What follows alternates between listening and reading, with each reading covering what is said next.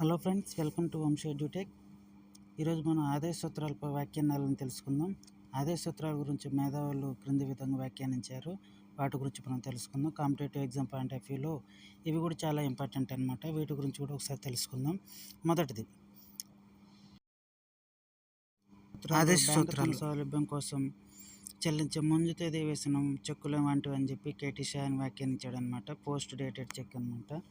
జనవరి 2 నుండి అమలు చేయటం నిలిపివేసి నూతన సంవత్సరపు తీర్మానాలు నజీరుద్దీన్ అనే వ్యక్తి కామెంట్ చేశాడు.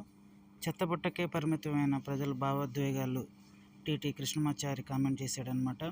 4వది, ఆదాయ సూత్రాలు రాజ్యాంగ వివాదానికి దారితీస్తాయని చెప్పేసి సంతానం గారు వ్యాఖ్యానించారు. 5, ఆదాయ సూత్రాలు పవిత్ర ఆశయాలు మాత్రమే అని చెప్పేసి ఐవర్ జెన్నింగ్స్ అని ఆయన కామెంట్ చేశాడనమాట.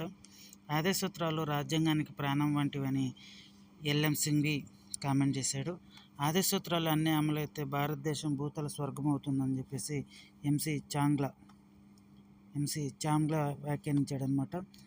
ఆర్థిక ప్రజాస్వామ్యాన్ని నెలకొల్పుతాయని చెప్పేసి అంబేద్కర్ గారు కామెంట్ చేశారు. ఈ కామెంట్లన్నీ కూడా మనం ఎగ్జామ్ పాయింట్ ఆఫ్ వ్యూలో చాలా ఇంపార్టెంట్. మ్యాచింగ్స్లో అడుగుతాడు.